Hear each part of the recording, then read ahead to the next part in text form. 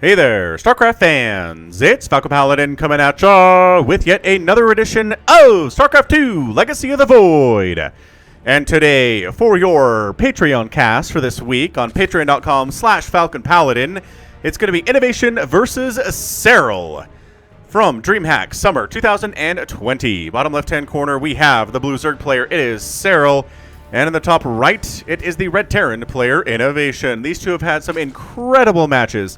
Incredible contests on this channel, and I'm hoping that this one is going to be good as well. They will never disappoint, I feel like. 16, 18, 17 here from Serral. No proxy hatching against INnoVation, that is for sure. INnoVation's not above doing proxy racks, but the Brax is coming up inside his base. So pretty darn standard here on Ice and Chrome. Ice and Chrome, man.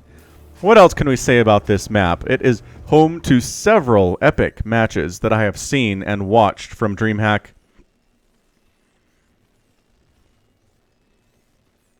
And I think the reason why is because there are a lot of easy-to-take expansions, right? So if you spawn here, here's your natural, here's your third base, here's your third base. They're pretty much equidistant from each other.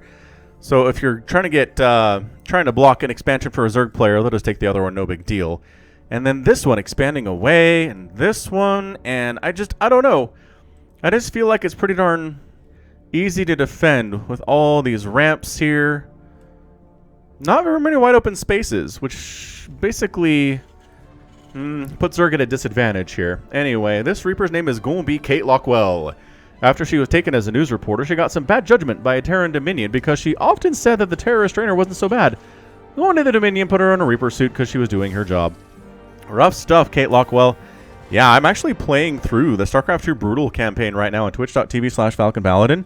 So like, if you're interested in that sort of an experience, seeing Falcon play the Brutal campaign of StarCraft 2, head on over to twitch.tv/FalconPaladin.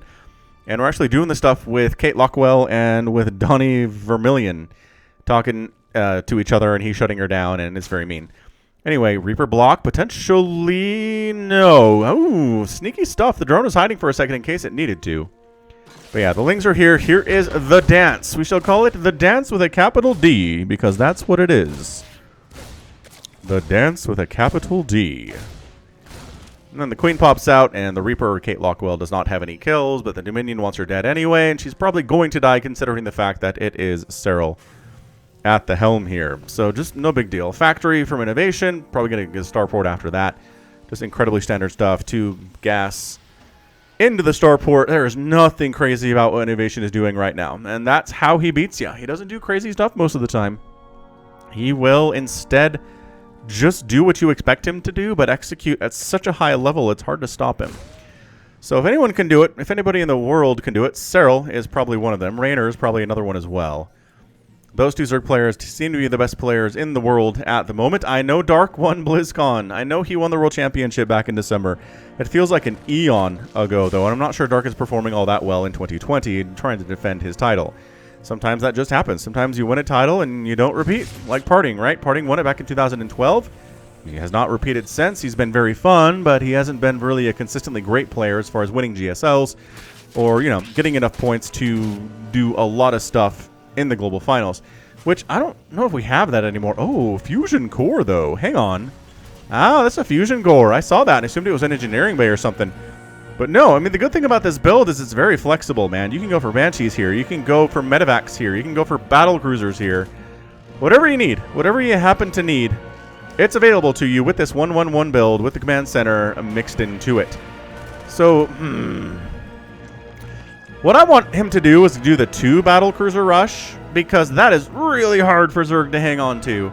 Like, to hold that off requires 10 queens, probably more than 10 queens if we're honest, and bunch of spores, and it's really difficult. Like, we've seen really good Zerg players just die to that. I'm talking about players like Rogue, like really elite Korean Zerg players just dying to the 2-port double Battle Cruiser opening.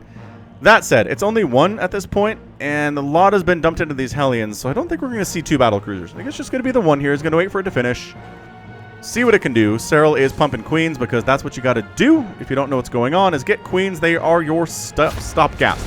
They are your safety. The Lings are trying to get a surround. Oh, the Hellions actually decide to engage here. All right, so they're officially now YOLO Hellions. They're going to try to get as many drones as they can. They're going to get a couple. They're definitely going to roast up 1 or 2 of these here. Do we actually have... No. Oh my gosh, are you kidding right now? For all that, he gets 3 drones. It reminds me of the Thanos quote, all that for a drop of blood from Infinity War. All right, so here's the jump, 525. It is arrived, and the Spore's not ready yet. Queen's going to fight it for as long as she can, which is like 1 hit because the battlecruiser is fast.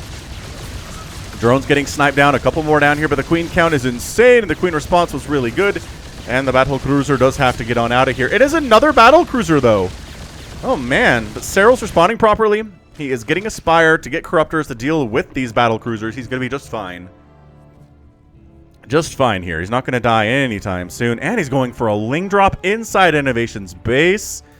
Oh, that's so good. All while this is happening, he manages to get a Dropper Lord out, run something across the map. Incredible. Just ridiculous the stuff that Serral is capable of doing here. So here it comes. Hang on, just kidding. It's hanging out. I thought it was moving. It's not.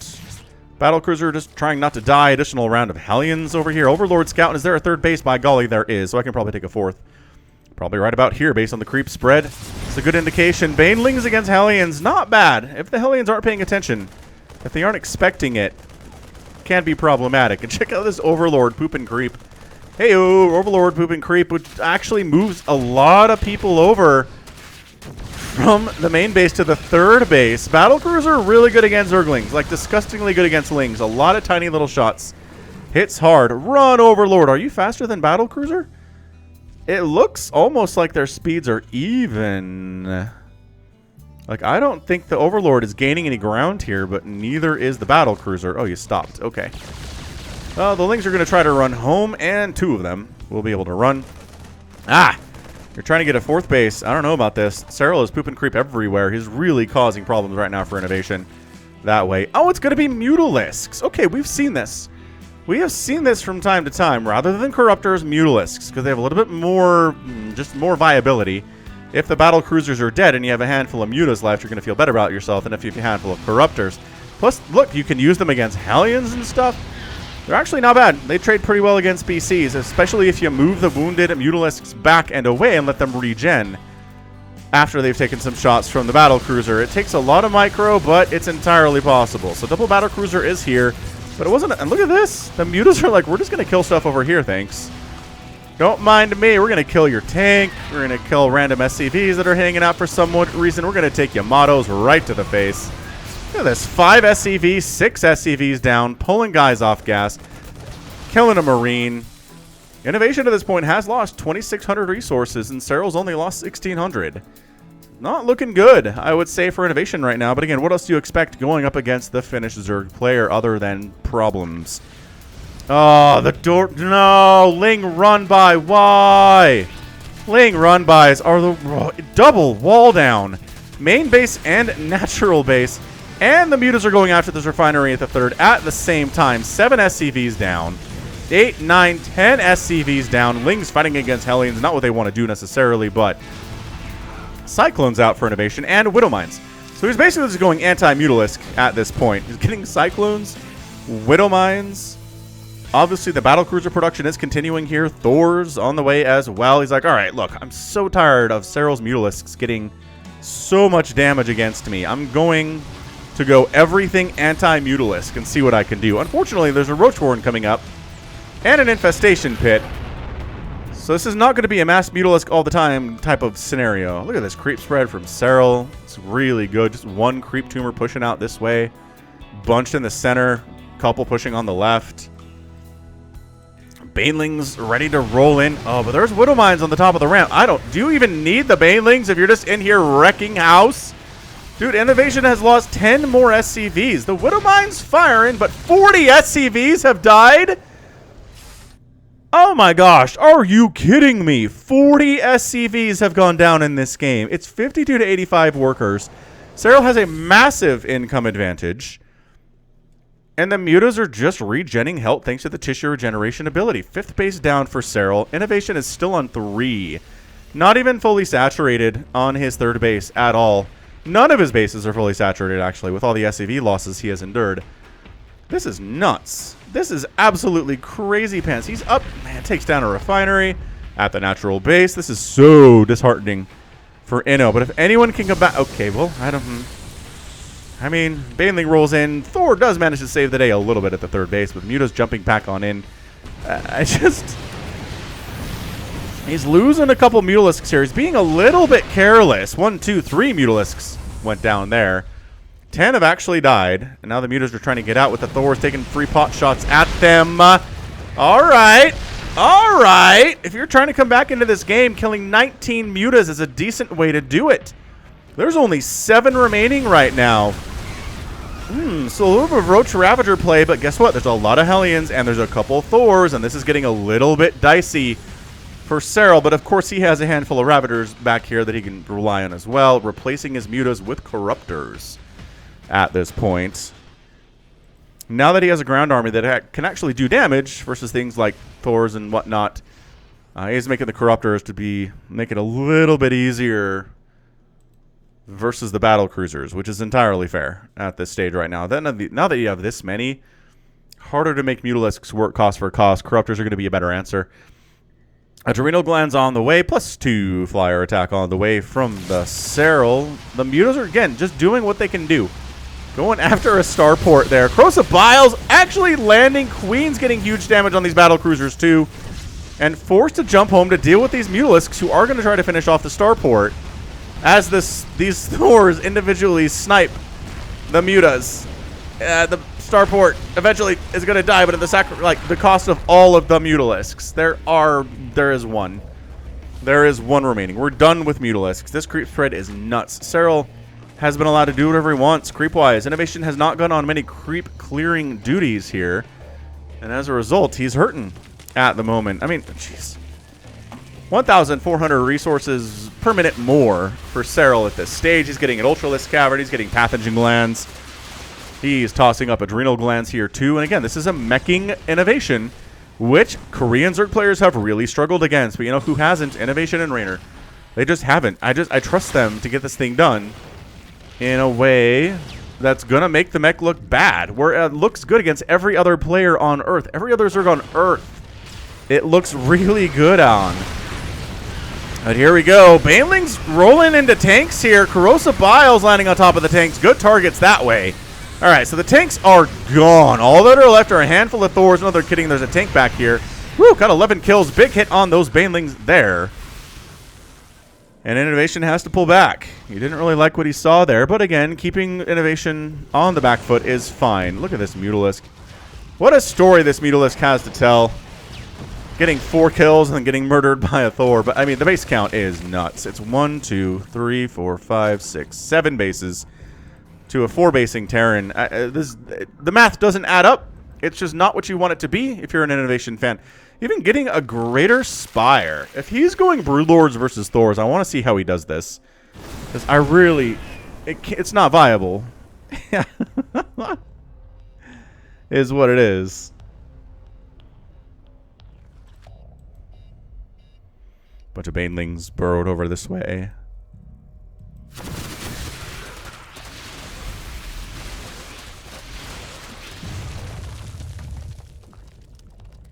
Tech numbers here favoring Serral too. I mean, I don't know what else to say other than Serral is so far ahead economically. He's got such a bank compared to what INnoVation has. It's creeping back up to INnoVation's favor a little bit overall in income here.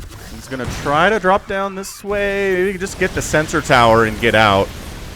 All right, he's engaging. The Corruptors going after the battle cruisers. The Roaches and Ravagers ramming their faces directly into whatever this is. The Thors mostly. Corrosive Biles, big time hits there. Thors are all gone. Corruptor. They're going to take out the final battle cruiser in this area, but some Cyclones show up. Cause some problems. We got the Hellion run by here from INnoVation, but 3 spines at this base, which in fairness is kind of far away from home and therefore requires some kind of protection. Army value, 85 to 75. It's actually not that big of an advantage for Serral here, but he's got 3 more Ultras, or 3 Ultras on the way for the first time. He's going for Neuroparasite. He's getting Chitinous Plating. The creep spread is disgusting right now. INnoVation has about 3 places he can go before, if he doesn't want to expand onto creep, which I assume he doesn't.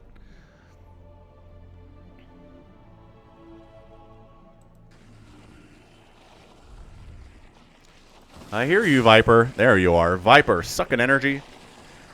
Sucking HP off of that hatch, converting it to energy. Yeah, he's got Infestors, he's got Vipers, Corruptors, Ultralisks, Lings, Banelings, I mean, Roaches. He just has a huge, massive composition of units. Almost everything the Zerg player has to offer, with the exception of Lurkers, which again, he has gone Lurkers in the past versus this mech composition.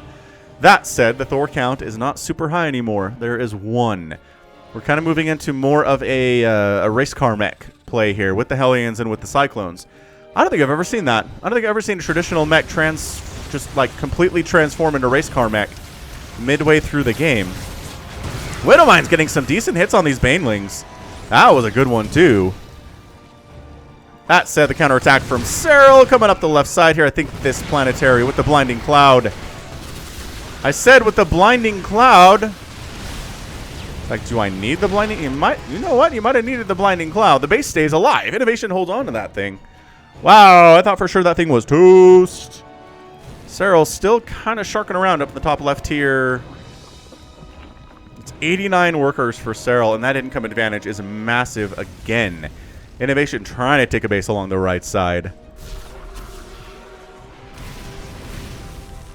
Sends a changeling in. Serral trying to see what is over here. The answer is not much, honestly. But he sees the race car mech heading over this way. Hey, Marine, they said, don't mind us. We're just passing through town, thanks.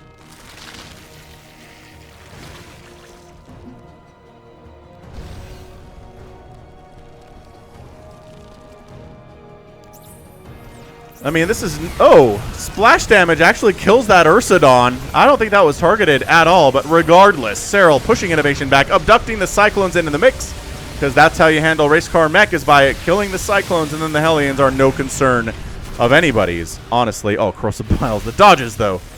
I mean, look, Diamond players can dodge Corrosive Biles, all right? I've been playing a bunch of StarCraft team stuff. When I go Ravagers and I try to hit stuff with my Corrosive Biles, nope, it does not connect, because even lobby Diamond level players are totally capable of getting out of the way of that Corrosive Bile. Again, Zergs don't need buffs, but if you were looking at a way to buff Zerg a little bit, make the Bile land a little bit sooner. Just a little bit sooner. Right now, you can be a grandma. Right now, you can be a grandmother driving an old Cadillac and recognizing you have to get out of the way of those Corrosive Biles, and you can do it. Even you can do it. Super slow. Look at the timing. He shows up when the Widowmines fire, so he knows the Queens are going to die. That's kind of awesome. It's kind of fantastic. Banelings don't want to engage off creep, but look at the damage the lock-on does to Banelings. Hatchery down. South here. INnoVation getting some damage done, which is exactly what he needs if he's going to win this game. Queens actually chasing off those Cyclones for some reason. Pushing down the left side with more race car mech, and when the army shows up, you just back on out and kite him. Whoa! Big Baneling hits. Oh, the fungal is so good on this, too. Nice burrow, keeping that Infestor alive. Yeah, are we still doing this? Ooh. Actually catching out a couple of these Infestors. Fungals tossing down so they can't run away, and everything gets cleaned up on the right side, finally. Serral's able to do something about that. 32 Lings in production. INnoVation has expanded to the places he can expand thus far, except for this one, I guess. That one doesn't have creep on it at the moment.